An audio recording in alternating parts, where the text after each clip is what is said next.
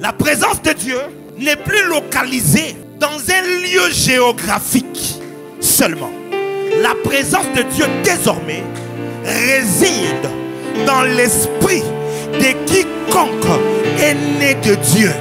Écoute-moi, ne peut porter la présence de Dieu en lui seulement celui qui est né de Dieu. Oh my God, celui qui est né de Dieu peut porter Dieu parce que il a l'ADN de Dieu. Celui qui est né de Dieu peut porter Dieu. Pourquoi? Parce que son esprit est créé avec la même matière que Dieu. Tu n'es pas la version améliorée d'Adam. Non, non, non, non.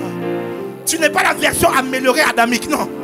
Tu es celui que Christ est après sa résurrection. La parole dit, tel il est. Tel il est. C'est tel nous sommes. Mais bien aimé dans le Seigneur, tu n'as plus à chercher Dieu dans une église ou dans une communauté d'abord. Dieu se trouve en toi. Si du moins tu as reçu l'évangile, si du moins Christ vit en toi, c'est-à-dire que la présence de Dieu, le ciel n'est pas une localisation au haut. Le ciel se trouve en toi. Oh my God, le trône de Dieu se trouve en toi. Quand tu pries, tu dis, notre Père qui est aux cieux. Non, notre Père qui est aux cieux. Bienvenue à notre deuxième soirée de expérience. Et nous sommes en train de croire que le Seigneur fera encore du bien à plusieurs personnes. Amen. Alléluia. Nous sommes dans 1 Chronique chapitre 16. Nous lisons le verset 1. Et ensuite nous lirons 2 Chroniques chapitre 7, le verset 1 à 3. 1 Chronique chapitre 16, juste le verset 1. Et puis 1 Chronique chapitre 7, le verset 1 à 3. Est-ce que vous y êtes? Nous lisons au nom de Jésus. Après qu'on eut amené l'arche de Dieu, on la plaça au milieu de que David avait dressé pour elle. Et l'on offrit devant Dieu des holocaustes et des sacrifices d'action de grâce.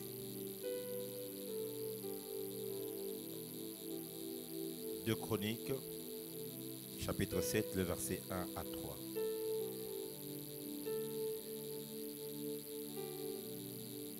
Deux Chroniques, chapitre 7, verset 1er jusqu'au 3e. Nous lisons au nom de Jésus.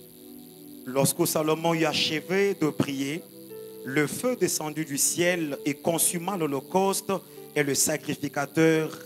Consuma l'holocauste et le sacrificateur. Et la gloire de l'Éternel remplit la maison.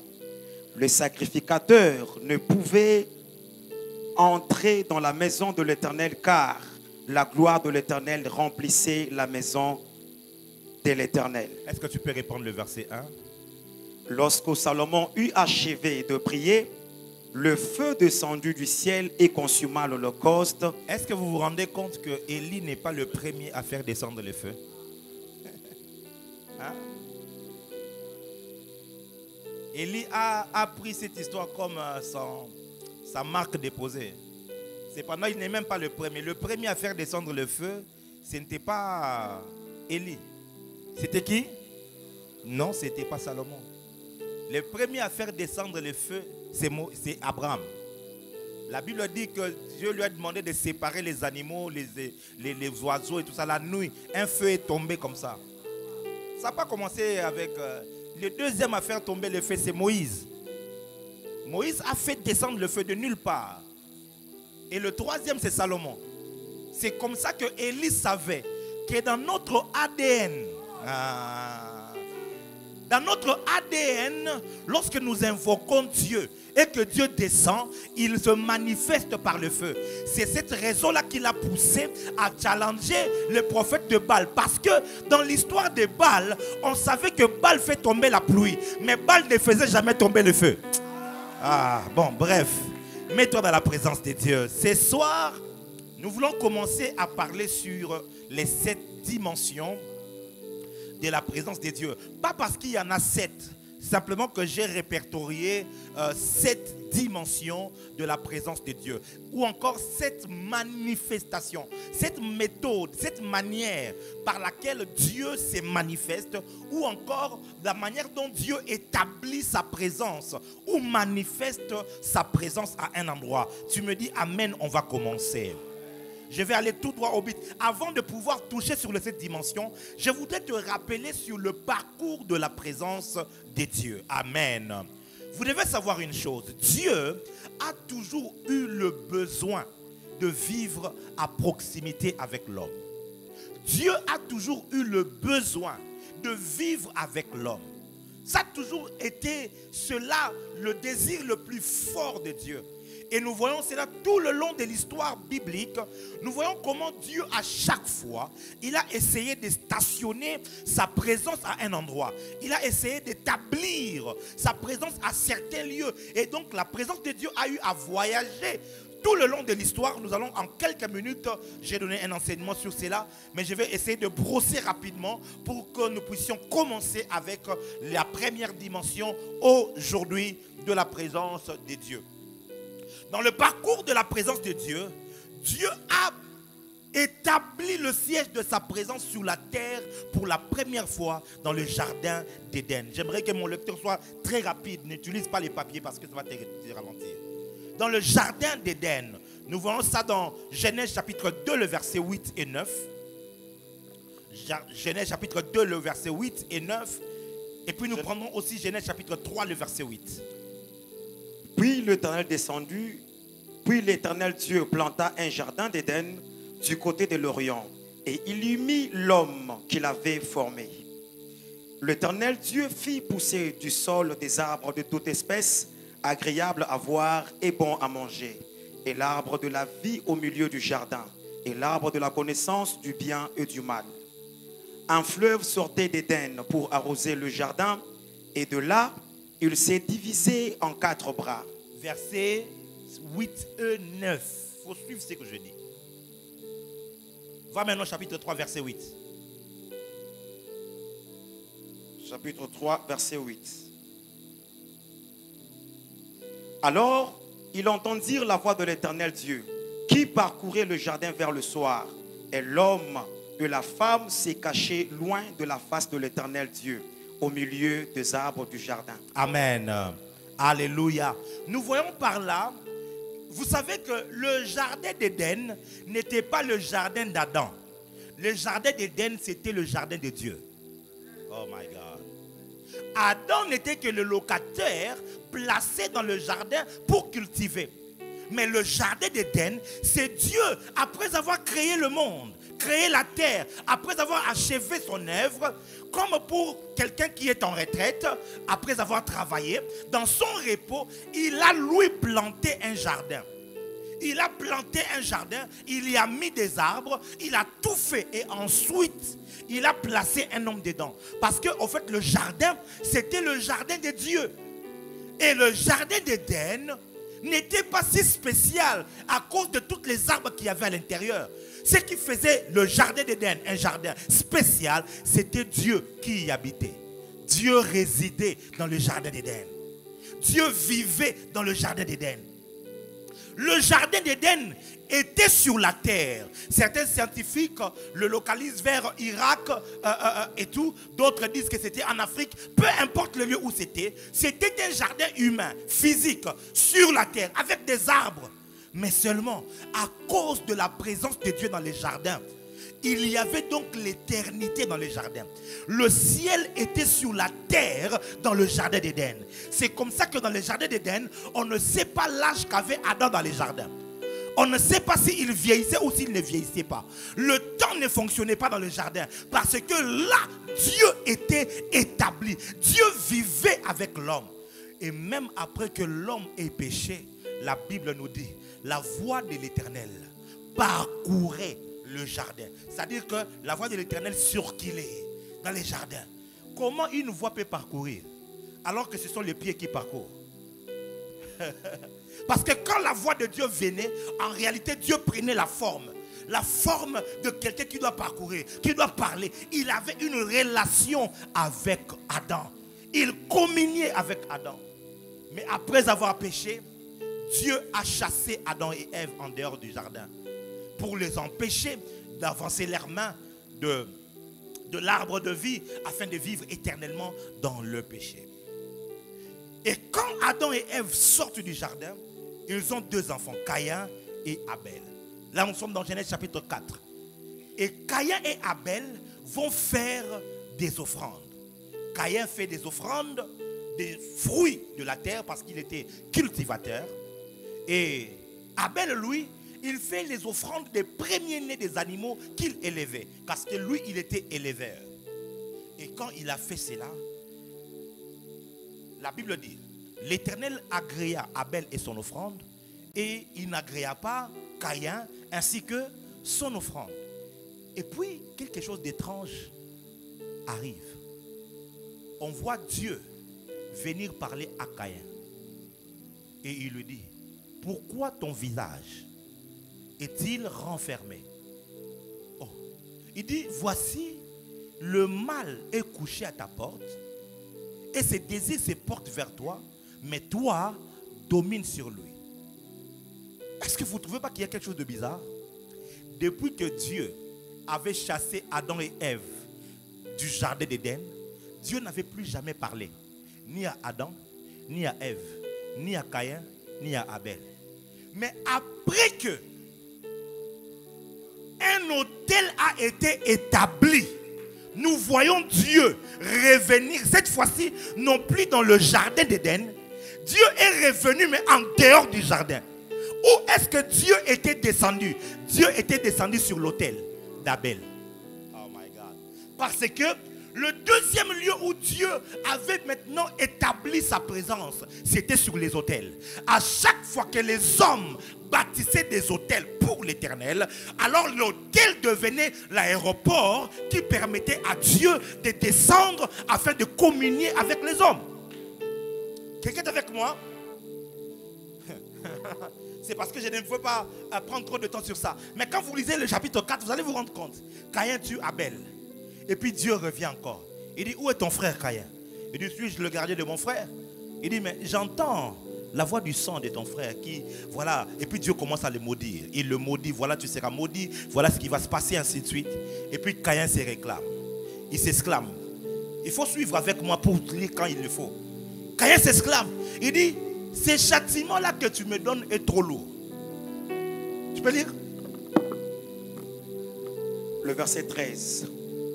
Caïn dit à l'Éternel, mon châtiment est trop grand pour être supporté. Voici, tu me chasses aujourd'hui de cette terre. Tu me chasses non pas de la terre, mais tu me chasses de cette terre. Je serai caché loin de ta face. Je serai caché loin de ta face. Je serai errant et vagabond sur la terre. Quand est-ce que la face de l'Éternel était établie sur cette terre? Parce que le sacrifice d'Abel avait réussi à prendre Dieu du jardin et à l'établir dans leur environnement. Mes frères et sœurs, ce texte c'est une vision. Donc Moïse ne nous a pas tout dit de ce qui s'était réellement passé. Pour pousser à Caïn à tuer son frère, Caïn a certainement regardé quelque chose de différent a commencé à se manifester dans la vie de son frère.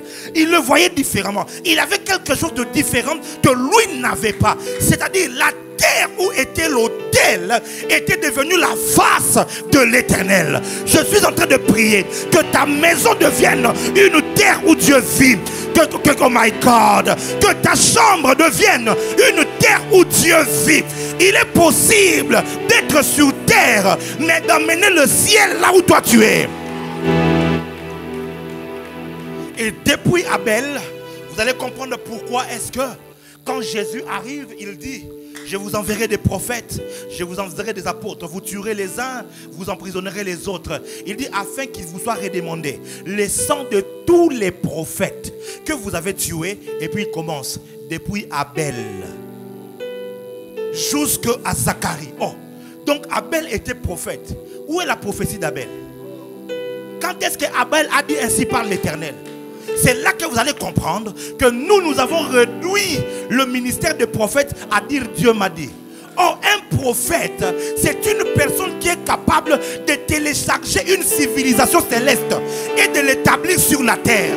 C'était pendant des années et des siècles, Dieu était séparé, enfermé dans une prison qu'on appelle le jardin d'Éden. Quand Dieu voulait sortir pour aller voir Adam, qu'est-ce qui s'est passé? Il y avait des chérubins qui bloquaient la route pour dire là-bas ce n'est pas le lieu qu'il te faut. Reste. Ce n'était pas seulement pour empêcher l'homme d'aller vers Dieu, mais les chérubins empêchaient aussi Dieu d'aller vers l'homme.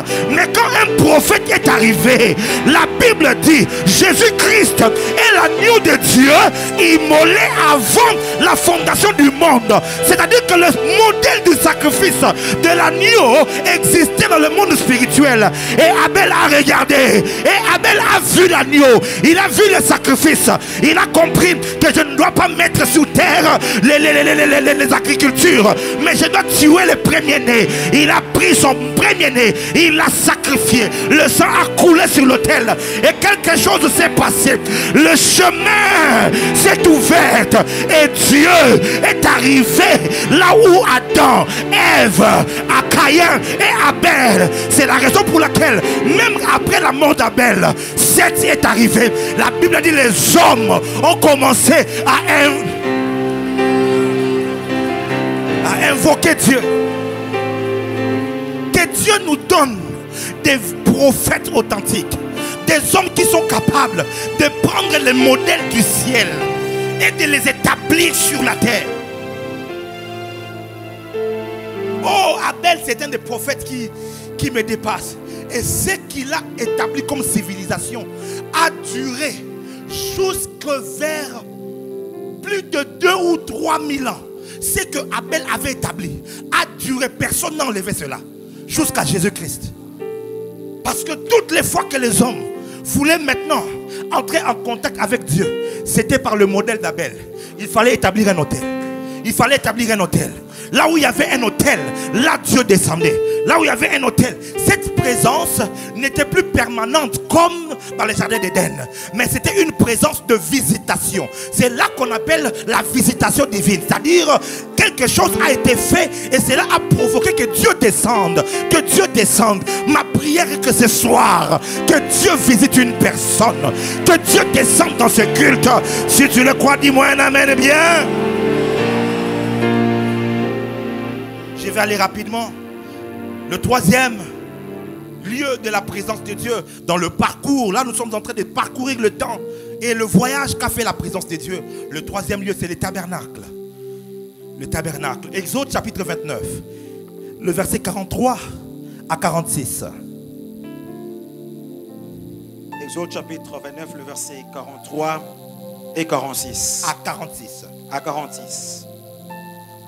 Je me rencontrerai là avec les enfants d'Israël et ce lieu sera sanctifié par ma gloire. Je sanctifierai la tente d'assignation et l'autel. Je sanctifierai Aaron et ses fils pour qu'ils soient à mon service dans le sacerdoce. J'habiterai au milieu des enfants d'Israël et je serai leur Dieu. Ils connaîtront que je suis l'Éternel, leur Dieu, qui les ai fait sortir du pays d'Égypte pour habiter au milieu d'eux. Je suis l'Éternel, leur Dieu. Amen. Nous voyons comment est-ce qu'un autre prophète arrive. Lui aussi, il télécharge une nouvelle civilisation. Dans cette civilisation, au fait, l'autel était ambulante. L'autel était un lieu de rencontre circonstancielle. Mais cette fois-là, Moïse avait besoin, non pas que Dieu soit de manière circonstancielle en Israël, mais que Dieu habite en Israël. Que Dieu demeure de manière permanente en Israël. Et il est allé à la montagne, à Kabahazamaya. Aïe, Seigneur Jésus-Christ, j'ai très mal qu'un prophète aille à la montagne, qu'il fasse 40 jours et qu'il revienne seulement avec des messages pour des individus. J'ai trop mal. J'ai trop mal. Que Dieu nous donne la grâce d'élever le niveau du prophétisme dans le pays. Quand Moïse va en 40 jours, il ne descend pas avec un message pour Josué ou pour Aaron. Non. il descend avec une civilisation. Il va capter une civilisation alien. Une civilisation extraterrestre. Extraterrestre, ça veut dire simplement ce qui n'est pas de cette terre. Il va capter une civilisation qu'il y a au ciel. Dieu lui montre le culte céleste. Dieu lui montre comment est-ce qu'au ciel on a capturé sa présence pour l'éternité. Il voit et Dieu lui dit, tu feras le tabernacle tel que je t'ai montré, selon le modèle qui t'a été montré où ça? Sur la montagne. Et Moïse commence à prendre le modèle, et il établit 3 autels. Parce que Dieu lui disait, si tu veux que ma plénitude soit en Israël, il faut un autel pour le Père, un autel pour le Fils, un autel pour le Saint-Esprit.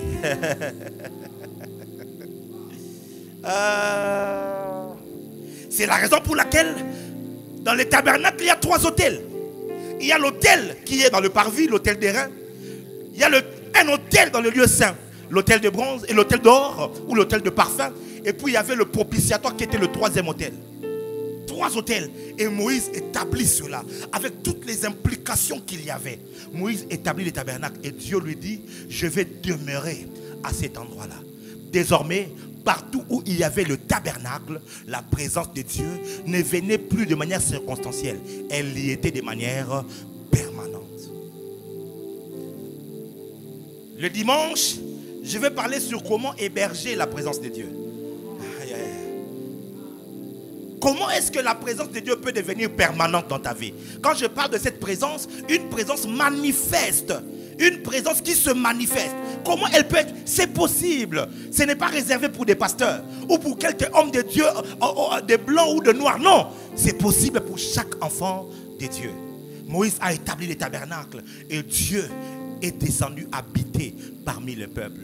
Quand vous lisez l'histoire d'Israël, dans le livre de Nombres surtout, vous allez voir comment est-ce que Moïse a donné au peuple d'Israël 613 lois. Mais il y avait des lois annexes. Des lois qui n'avaient pas été données par Moïse. Maintenant, des lois qui venaient de manière circonstancielle. C'est-à-dire, quand il y avait un problème, on venait poser le problème à Moïse. Moïse regarde dans la loi, il dit, ah, ça, il n'y a pas. Il dit, attendez, je vais aller demander à Dieu. Et puis il partait directement, parce que Dieu était là. Dieu lui disait, non, cette loi ici, faites maintenant ça, ça. L'histoire des filles de Tchesloch, la chose là. Tcheslochfat. Ils sont venus, ils ont dit, mais nous on n'est que des filles, il n'y a pas de succession. Maintenant comment on va faire? Parce que les filles n'héritaient pas. Dit, ah, attendez, je vais aller demander à Dieu. Parce qu'il y avait un endroit où Dieu avait une habitation sur la terre. C'était le tabernacle. Aïe, aïe, aïe, aïe, aïe.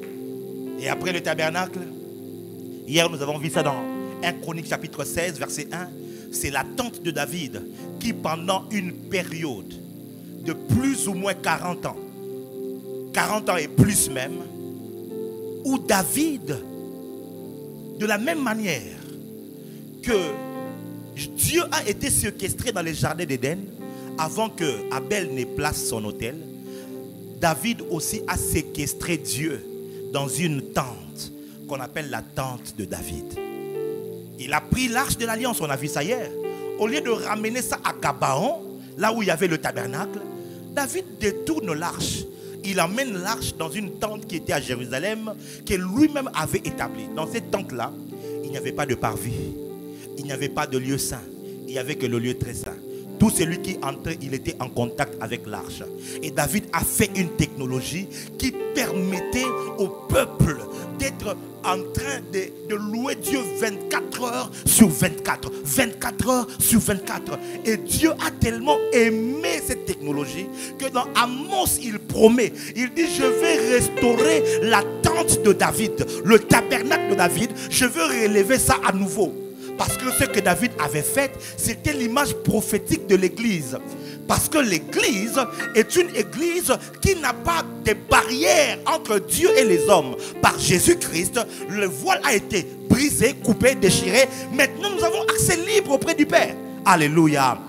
Quand David a fait ça, Dieu s'est trop bien senti. Dieu était bercé tous les jours. Dieu était content de vivre avec les hommes. Mais après la tente de David, il y a eu aussi le temple de Salomon. 2 Chroniques chapitre 7, le verset 1 à 3 que nous avons lu. Salomon a bâti un temple. Quand il a fini de bâtir le temple, il va faire une prière.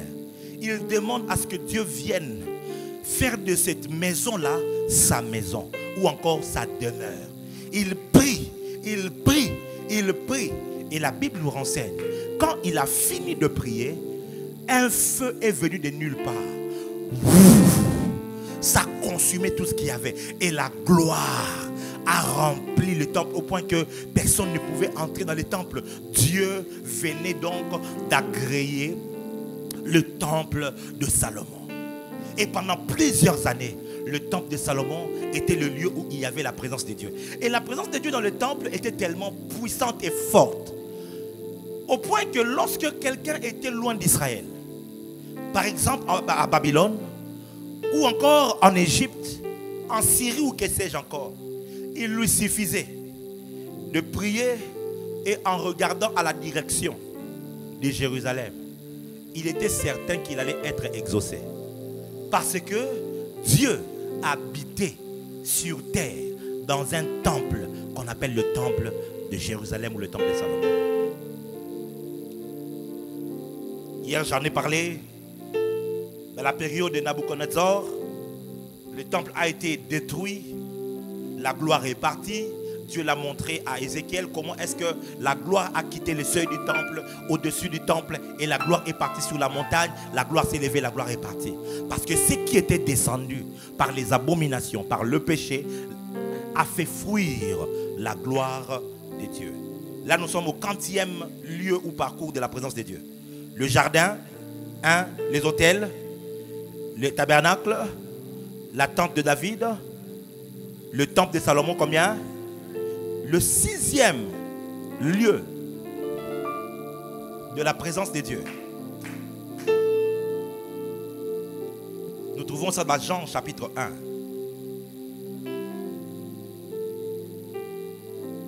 Jean chapitre 1, le verset 51. Jean chapitre 1, le verset 51. Et il lui dit, en vérité, vous verrez désormais le ciel ouvert et les anges de Dieu monter et descendre sur le Fils de l'homme. Jésus parle à Nathanaël et puis il lui dit, vous verrez de nouveau le ciel ouvert, les anges de Dieu monter et descendre. Mais ils ne vont pas monter et descendre sur une pierre ou sur l'échelle. Ils vont monter et descendre au-dessus du Fils de l'homme. Le 6e lieu où Dieu a fait résider sa présence sur la terre, c'était dans le corps de Jésus-Christ. Dans le corps de Jésus le Christ. Colossiens chapitre 2, le verset 9. Car en lui habite corporellement, pas spirituellement, ou psychiquement, c'est-à-dire dans le niveau de l'âme. Non. On dit en lui, c'est-à-dire en Jésus, habite corporellement la plénitude de la divinité. Dans son corps. C'est-à-dire que quand Jésus marchait, corporellement, Dieu était en train de marcher sur la terre.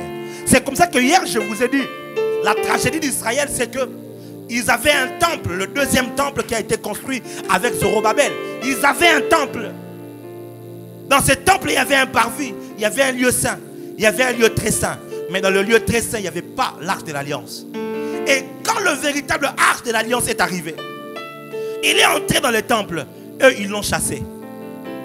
C'est parce qu'ils ont chassé la présence de Dieu dans le temple qu'un jour, l'antéchrist viendra et il s'assiera sur le trône de Dieu dans le temple d'Israël. Parce qu'un jour, ils ont rejeté le Messie qui était venu.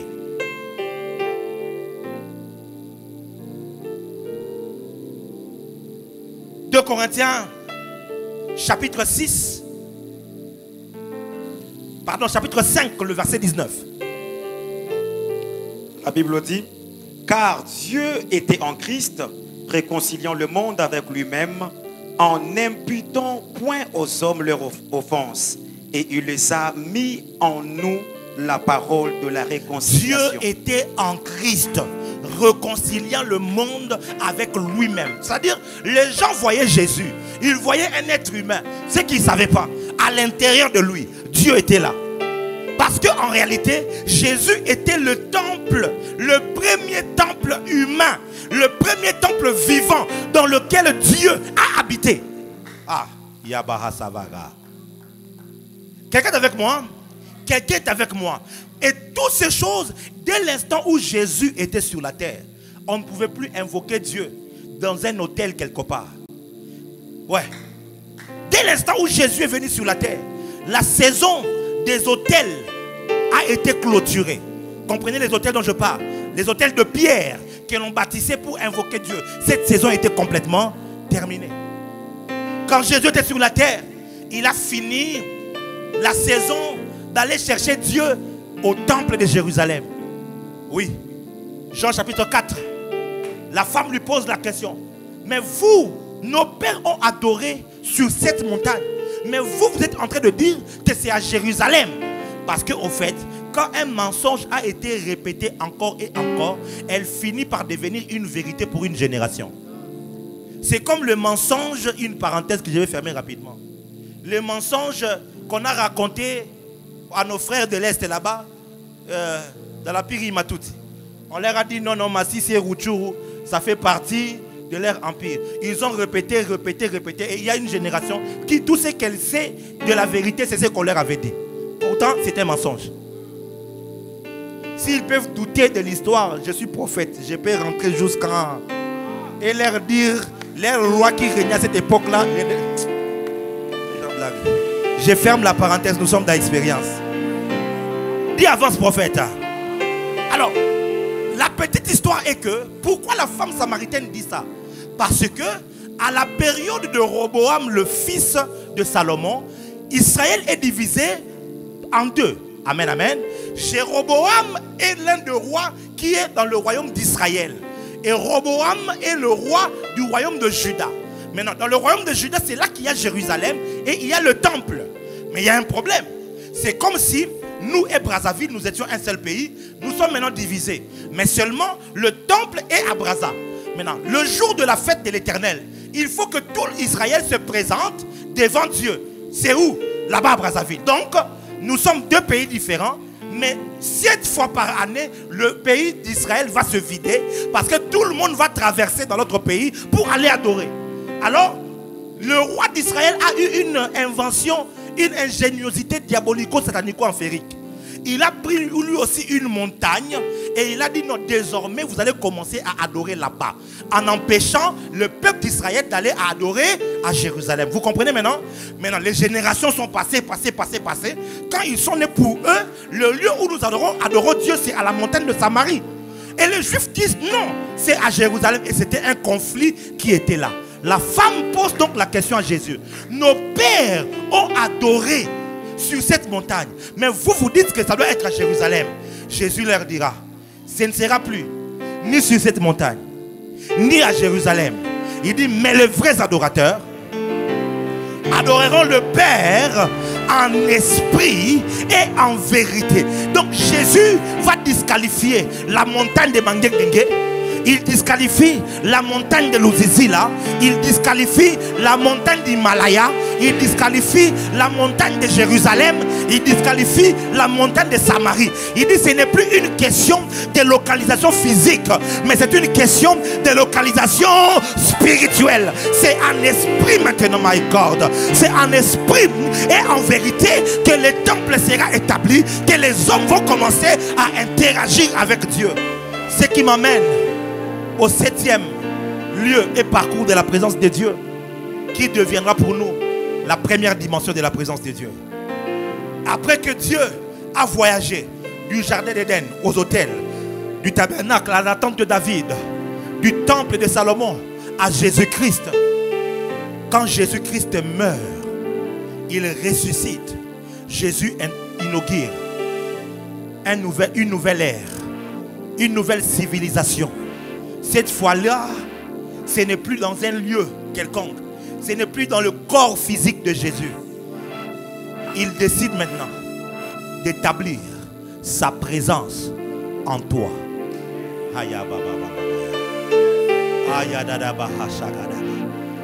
La présence de Dieu n'est plus localisée dans un lieu géographique seulement. La présence de Dieu désormais réside dans l'esprit de quiconque est né de Dieu. De la même manière que en Jésus habitait corporellement la plénitude de la divinité. Ça veut dire quoi? Le corps de Jésus était une maison qui abritait Dieu dans sa plénitude. Le corps de Jésus était un gant que Dieu le Père a porté pour pouvoir avoir le droit légal de marcher sur la terre, d'opérer sur la terre. Lorsque Jésus parlait, il était la parole de Dieu. Au commencement était la parole. La parole était avec Dieu et la parole était Dieu. Et la parole a été faite chair. Ce qui a fait du corps de Jésus un corps spécial, c'est parce que il est la manifestation physique de la parole de Dieu. La parole qui était esprit a porté un corps. Et ce corps-là était donc le temple véritable dans lequel Dieu pouvait habiter. Et quand Jésus meurt et ressuscite, Jésus prend sa parole. Il en fait une sémence. Il dit maintenant à tous ceux qui l'ont reçu, Kalabaya, à ceux qui croient en son nom, la même parole, elle leur a donné le pouvoir de devenir enfants de Dieu. Écoute-moi, ne peut porter la présence de Dieu en lui seulement celui qui est né de Dieu. C'est, oh my God, celui qui est né de Dieu peut porter Dieu parce que il a l'ADN de Dieu. Celui qui est né de Dieu peut porter Dieu. Pourquoi? Parce que son esprit est créé avec la même matière que Dieu.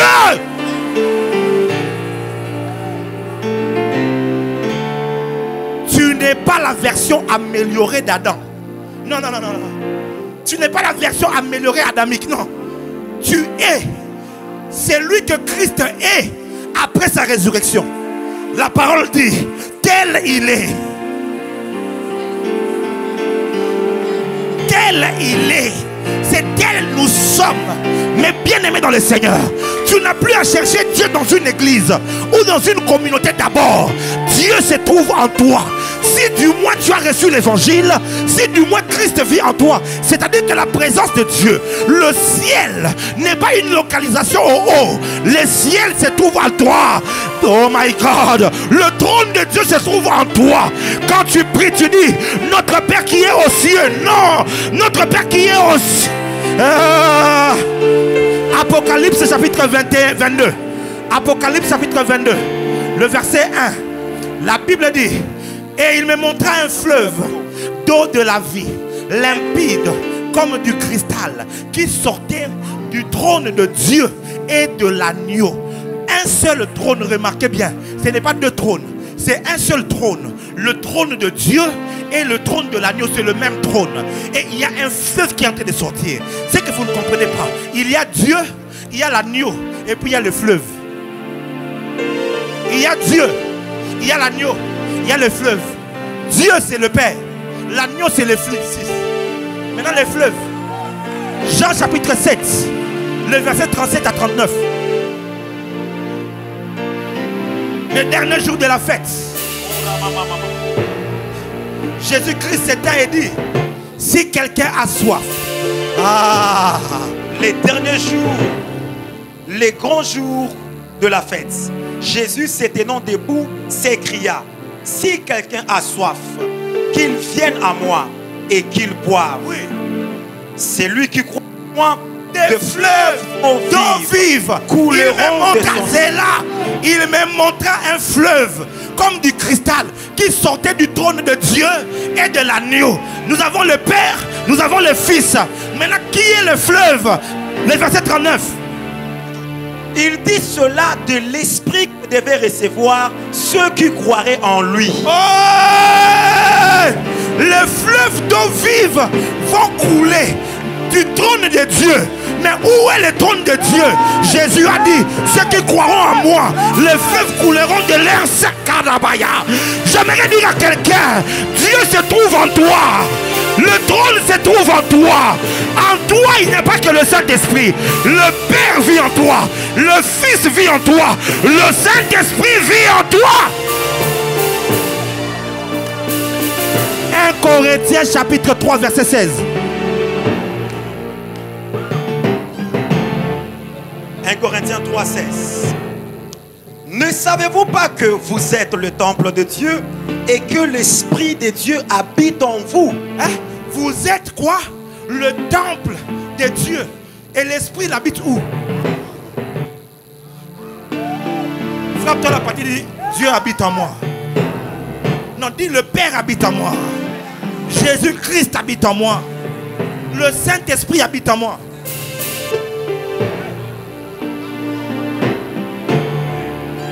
La première dimension de la présence de Dieu, c'est que Dieu habite en toi. Il habite en toi. La Bible dit 1 Jean chapitre 4 verset 4. Oh la kabaya, Iyagada, et les mahas. Quand tu commences à être conscient de ces vérités, tu commences à travailler. Tu commences à travailler et quelque chose va bouillonner en toi. Ça va commencer à bouillonner. La vie de Dieu qui est en toi pour affecter les nations. Lis ça. Vous, petits enfants, vous êtes de Dieu et vous le savez, et vous les avez vaincus. Parce que celui qui est en vous. Pardon? Parce que celui qui est en vous. Pardon? Parce que celui qui est en vous. Il est où? En nous. Pardon? En nous. Pardon? En nous. Il est où? En nous. Il dit c'est lui. On ne dit pas cette chose. On dit c'est lui. Nakatino Mutwaza. Nakatino. Ozo Lukanza Melibanda Pona. Tu cherches le Seigneur pourquoi? Tu es à la montagne. Même si Mikolo kuna nezoyinda mabe. Aucun ministère okuna mabe. Aucun mabe. Dieu est en toi. La religion a gardé cette vérité, pensant que ça va faire fuir les gens des assemblées. Or, cependant, plus tu connais la vérité te rend libre. Tu sais maintenant que si je viens à l'église, j'amène le Dieu qui est en moi, afin qu'il fasse un avec celui qui est en lui, en lui, en lui. Ainsi là où deux ou trois.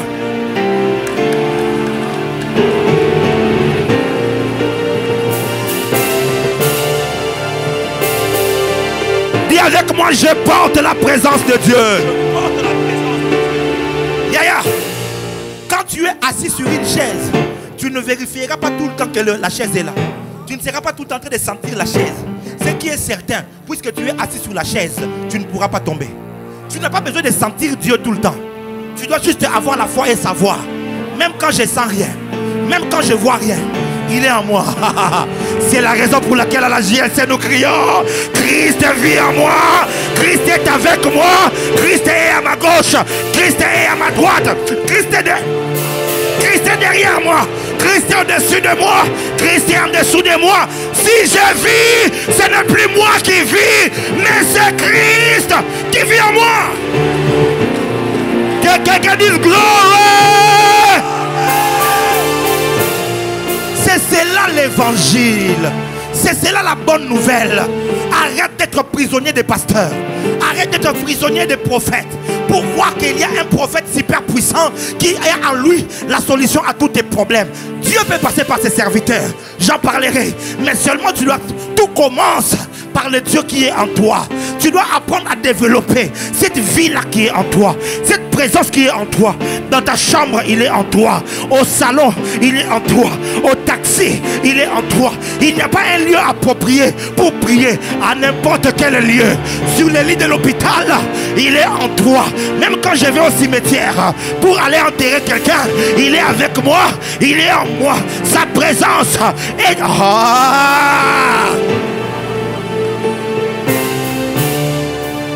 Ainsi, David pouvait dire: quand je traverse la vallée de l'ombre de la mort, je ne crains aucun mal, car tu es avec moi. Et moi je dis, quand je traverse la vallée de l'ombre de la mort, je ne crains aucun mal, car tu es en moi. Car tu es en moi. Ah. Pour David, il était avec lui, car l'arche était à l'extérieur. Mais pour toi et moi, il n'est pas seulement avec nous. Il est dedans. J'ai dit il est dedans. Quand tu commences à comprendre ça, ma prière est que tes yeux s'ouvrent aujourd'hui. Ce sera facile pour toi de guérir le malade. Parce que tu sauras que Dieu est en toi. Si je vis, c'est plus moi. C'est de la même manière que le corps de Jésus était le temple qui a porté Dieu. C'est de cette même manière-là que ce corps est le temple de Dieu. C'est le temple de Dieu. Dieu habite dedans. Dieu peut toucher à partir de moi. Dieu peut parler à partir de moi. Dieu peut affecter à partir de moi. Dieu peut opérer à partir.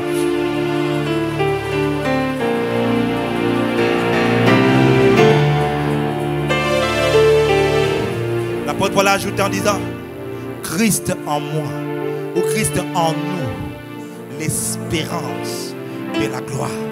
C'est ça le mystère caché. C'est ça ce grand mystère. Ce n'était pas seulement que Dieu est devenu homme sur la terre, mais aussi Dieu a fait des hommes son habitation, a fait des hommes son temple.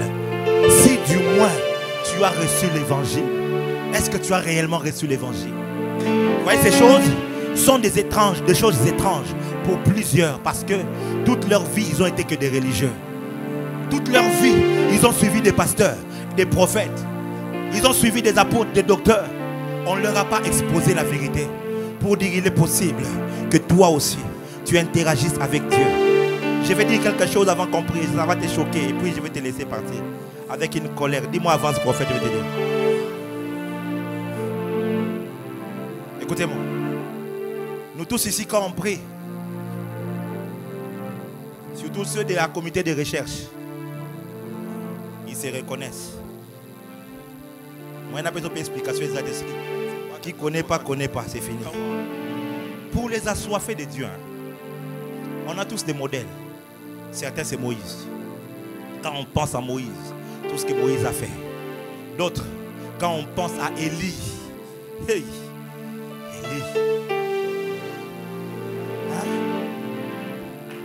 D'autres, quand ils pensent, je ne sais pas quel autre prophète du temps ancien, Enoch, qui marcha avec Dieu et il ne fut plus, car Dieu le prit.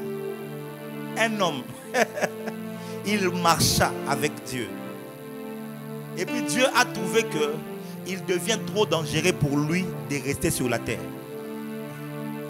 Parce que sa présence est tellement confondue. Écoute-moi, celui qui vit avec Dieu finira par confondre sa présence avec la présence de Dieu.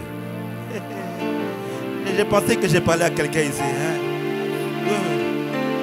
Plus tu vis avec Dieu, plus ton odeur va se mélanger avec l'odeur de Dieu. Maintenant, l'odeur de Dieu est plus forte que ton odeur. Maintenant, quand tu quittes Dieu, tu viens vers les hommes. Au lieu que les hommes sentent ton odeur, c'est ça le secret de la puissance. Toi qui cherches, donne-moi la clé, donne-moi les clés.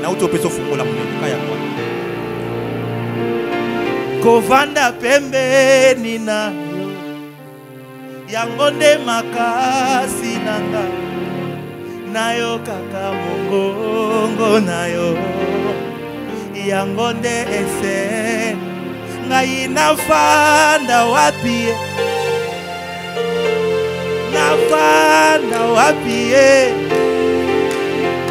naumela wapi nalela kawapi nai nalala kawapi nasambela kawapi. Écoute, il y a donc ces prophètes, ces grands hommes qui ont existé sur la terre. Abraham, l'ami de Dieu. Waouh, quelle dimension. Jacob, l'homme qui a combattu, lutté avec Dieu et qui est sorti vainqueur. Il est vainqueur de qui? Il y a des hommes sur la terre qui ont marqué l'histoire. Et Jésus arrive et il dit, de tous les êtres humains qui ont vécu sur la terre.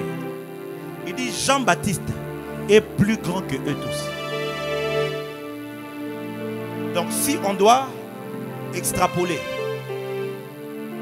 Jean-Baptiste est plus grand que Abel, plus grand que Adam, plus grand que Abraham, plus grand que Isaac, plus grand que Jacob, plus grand que Moïse, plus grand que Enoch, plus grand que Noé, plus grand que Jean-Baptiste, Élie, plus grand que tous ces Élisée. Quoi? Qu'est-ce qui a rendu Jean-Baptiste plus grand que eux tous? Tu me dis avant ce prophète, je vais te révéler. Parce que tous les prophètes ont prophétisé sur base de Christ, le Mashiach qui devait venir. Tous, depuis Abel, tous, ils ont vu le Christ, ils ont répandu le modèle sur la terre et ils ont été grands sur la terre. Mais Jean-Baptiste n'a pas seulement vu le Christ, mais il est celui qui a présenté Christ. Il a touché Christ, il l'a baptisé. C'est que Moïse a soupiré, c'est que Élie a soupiré. La plus grande œuvre à accomplir en tant que prophète sur la terre, ce n'est pas de faire descendre le feu, c'est d'être en mesure de toucher Akabaya, d'être en mesure de présenter l'agneau. Jean-Baptiste, écoute-moi, Moïse a peut-être dit voilà l'agneau, Élie a peut-être dit voilà l'agneau, mais Jean-Baptiste, il est le seul à dire voici l'agneau, parce que lui, il était là devant lui, et le fait de présenter l'agneau a fait de lui le plus grand homme sur la terre. Maintenant écoutez, Jésus dit maintenant, je vous dis aujourd'hui en vérité, le plus petit dans le royaume, il est plus grand que Jean-Baptiste.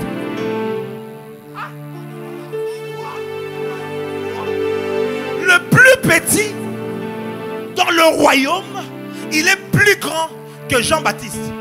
À l'occurrence, s'il est plus grand que Jean-Baptiste, il est plus grand que Malachie, plus grand que Habakkuk, plus grand que Esaïe, plus grand que Élie, plus grand que Élisée, plus grand que Moïse, plus grand qu'Abraham. Et il parlait de qui? Il parle du plus petit dans le royaume. C'est lui qui, pourquoi le plus petit dans le royaume est plus grand que Jean-Baptiste, est plus grand que tous? Parce que les autres ont vu l'agneau de loin. Jean-Baptiste a présenté l'agneau, mais toi, l'agneau vient.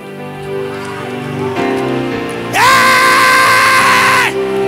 Est-ce que je parle à quelqu'un?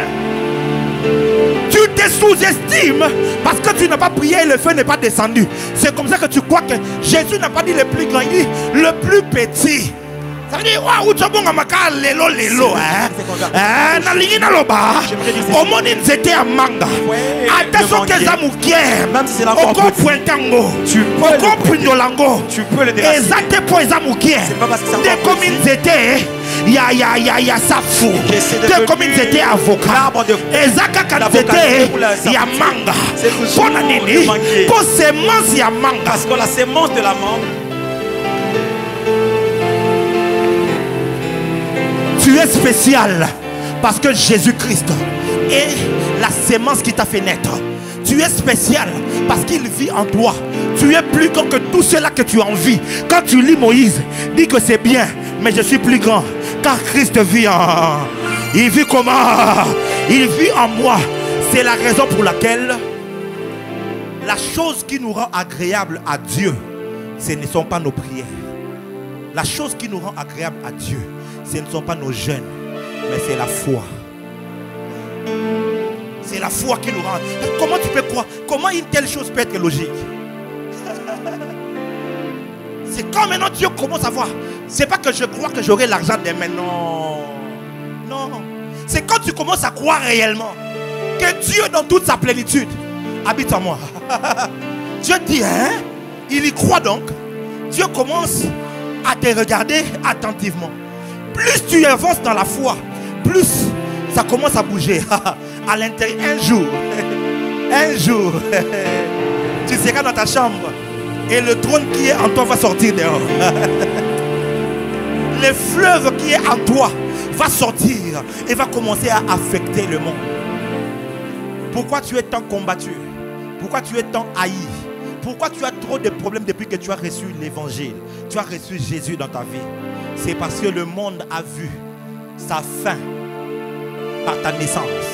Quand tu as reçu l'évangile, ça t'a dit hey, c'est fini pour moi. dans cette famille ici.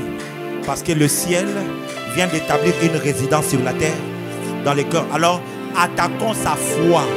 Quand le diable t'attaque, hein, il n'attaque pas tes finances. Satan n'a rien à voir avec tes finances. Il s'en fout même de tes finances. Quand il attaque ton corps, il ne s'en fout de ta santé. Tu crois qu'il va gagner quoi? Il va devenir plus Satan parce que tu es mort. Une seule chose, Satan attaque quand il vient vers toi. Il attaque ta foi.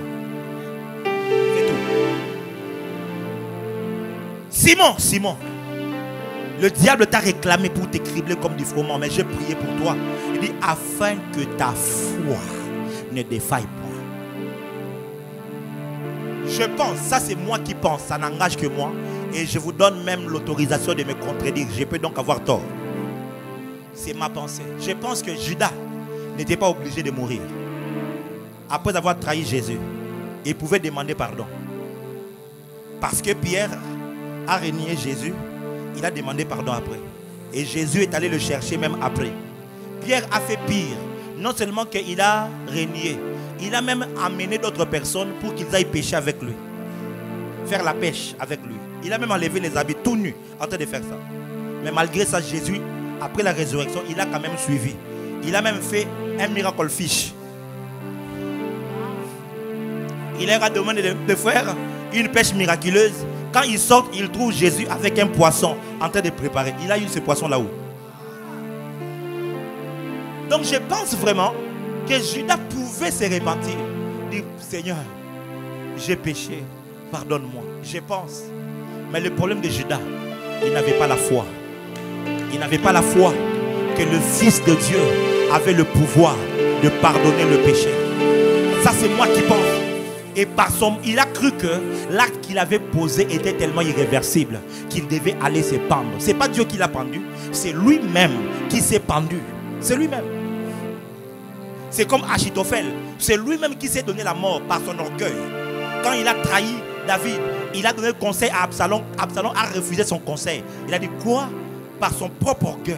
Tu vois, tu ne te répands pas. Tu ne reviens pas à Dieu parce que tu es orgueilleux. Tu crois que c'était par ta bonne manière de vivre que tu devais plaire à Dieu. Qui te dit ça? Dieu. Il nous agrée non pas parce que nous faisons de bonnes choses. Il nous agrée parce que Christ est mort, est enseveli, est ressuscité. Il est à sa droite. Parce que nous sommes nés de Dieu. Est-ce que je parle à quelqu'un? Est-ce que je parle à quelqu'un?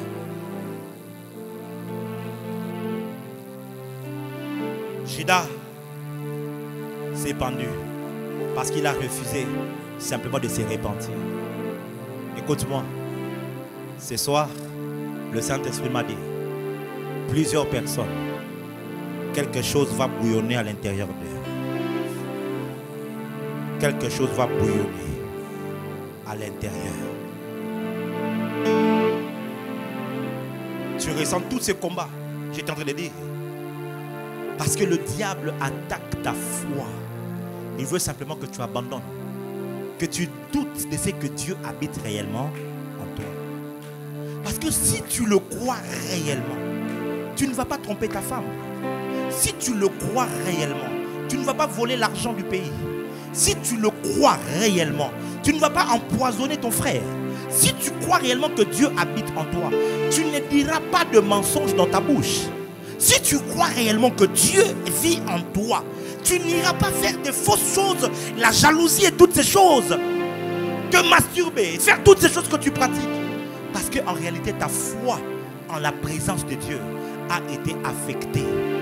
Désormais, tu ne crois que Dieu est ici, en ces lieux. Mais tu ne crois plus que Dieu est en toi. Si je sais que Dieu vit en moi, comment je vais aller voir mon copain et puis le laisser toucher ce corps ici? Comment? Comment? Tu vois, le vrai problème de croyant, c'est que la foi, on a détourné l'essence même de la foi. La foi que pour les jours de ce monde. Nabala. Que je me marie, que je vais au monde, que je voyage, que je trouve de l'argent. Si je prophétise pareil, quelqu'un va répondre par un grand diable, c'est policier. Parce que Pour si que quelqu'un- nous soyons parce que toutes les choses là sont à l'extérieur. Ce n'est pas à l'intérieur. Alors, il a attaqué Kondimanayo. Alors il vient attaquer ta Pour foi que que tu ne crois plus que Jésus habite en toi. Éphésiens chapitre 3. Oh, car il va étaler.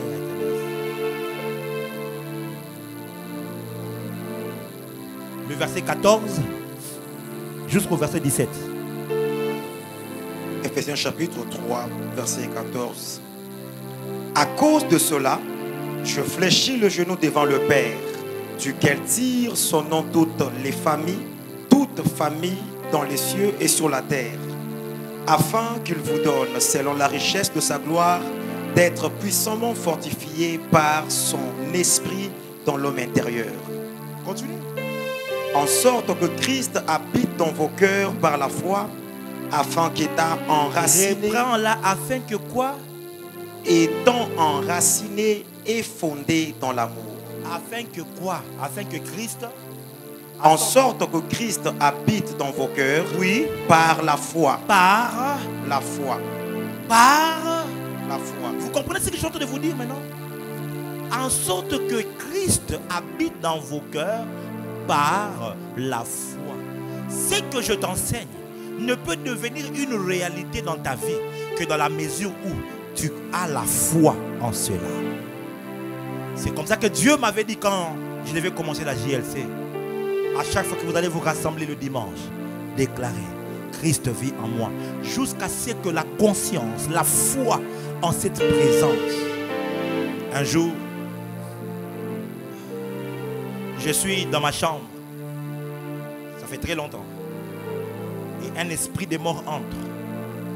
Et quand il entre dans la chambre, il passe comme dans mon corps. Il m'a traversé. Et puis il a disparu. Le temps d'ouvrir les yeux comme ça. J'étais là-bas. AVC sur place. Nous sommes en 2014 ou 2015. Non, 2015. 2015. Fin 2015. AVC. La minute on a eu au SAN.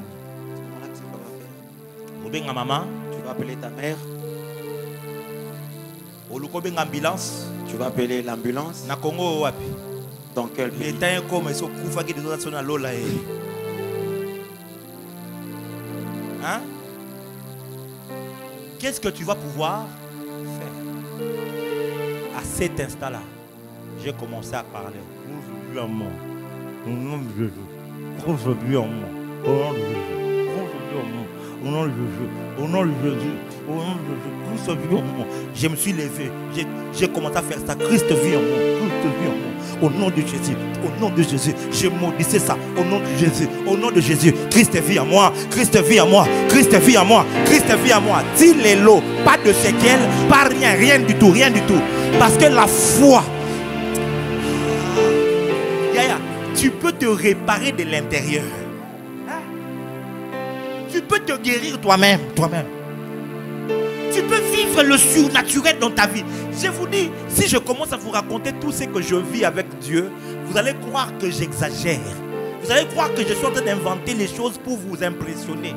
C'est comme ça que je ne témoigne pas de ce genre de choses-là. C'est une réalité quand tu crois. Désormais, quand tu te réveilles le matin, déclare ça: Christ vit en moi. Il vit en moi. C'est là qu'il y a sa base. C'est là qu'il y a son quartier général. Ce n'est pas un autre endroit. Les Juifs, ils ont Jérusalem. Les musulmans, ils ont la Mecque. Et moi, j'ai mon esprit. C'est dedans qu'il vit. Il vit en moi, il vit en moi. Il vit en moi.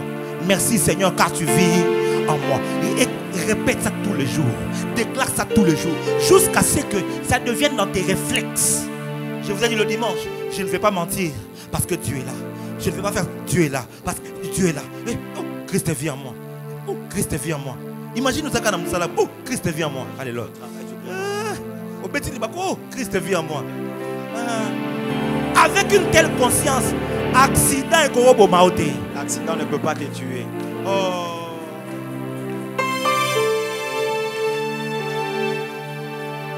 Ça ne peut pas. C'est impossible. Un jour, je suis avec mon épouse, on revenait, je ne sais pas de quel endroit. Dans un véhicule, on était dans un taxi. Nanzela Mai. Ha. Depuis qu'on avait quitté, un esprit de mort était en train de nous suivre. Premier accident, boum, on a raté. On a continué, je ne disais rien. Ma femme était encore enceinte de Noah. On arrive vers Nzélama et c'est là que tu sens que le diable s'est maintenant levé. Boum, un accident qui arrive. On nous a cogné. Le but c'était qu'on aille se jeter dans la mer, au fleuve là-bas. Et j'étais calme. Dans mon cœur, je disais Nan, Jimimba, oh, oh. Quand elle a voulu, je dis chut, tais-toi. Nous sommes avec Dieu. Tu vois Dieu, il est ici. Tant qu'il est là, rien ne peut arriver. Rien. C'est impossible. C'est ça ma foi. Est-ce que ça veut dire que quelque chose ne peut pas m'affecter? Même quand le corps tombe malade, ça ne change pas ce que je déclare. Christ vit en moi. Je ne peux pas être malade. C'est impossible. C'est comme ça que je confesse. En janvier, si le sucre a augmenté, les médecins, oh, t'es à diabète, oh, t'es à, le trouble d'insuline. J'ai regardé, je ne disais rien. Parce que bon, tout le monde n'a pas la même foi. Si ta femme te dit va à l'hôpital, tu fais comment? On est en alliance, non? Donc, n'a qu'à l'hôpital, jour où on a sili, quand on a bouton dans la mouille, yo, sucre, descends, descends, descends, au nom de Jésus, descends, descends, sucre, tu descends, sucre, tu descends. On va le matin, on regarde comme ça, le sucre a baissé. Je vais en Europe, on regarde comme ça, le sucre a baissé. Je vais, on fait le test, on dirait, le sucre a baissé. Parce que je suis conscient, ça peut arriver que j'ai un peu mal ici. Mais quand tu es le temple, c'est fini. Non, tu sors, tu disparais. Ton problème, c'est que tu ne crois pas que c'est en toi. Ce soir, quand tu vas lever les mains et que tu vas prier, ne cherche pas Dieu quelque part. Il n'est pas quelque part dans une planète.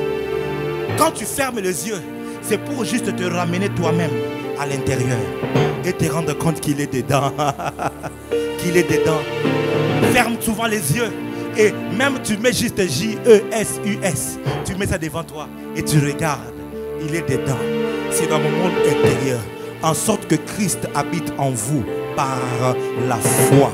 Par la foi. Il est en moi. Il n'est pas à l'extérieur. Il est en moi. Plus tu vas travailler cette dimension, c'est à ça que l'apôtre Paul est arrivé jusqu'à dire: je puis tout par celui qui me fortifie. Et puis il dit que si je vis, ce n'est plus moi qui vis, mais c'est Christ. Il dit donc j'ai arrêté de vivre. Cette vie a été supplantée par la vie de Dieu. Cette vie a été consumée par la vie de Dieu. Au point qu'en moi, il n'y a plus rien de Paul. Mon corps aussi est devenu comme cet habit que Dieu a porté, que Christ a porté. Partout où je vais apporter Christ. C'est dans cette dimension-là que partout où tu iras, tu apportes la présence de Dieu. Partout où tu iras. Écoute-moi, c'est la première des dimensions, mais c'est parmi les plus grandes des dimensions qui existent.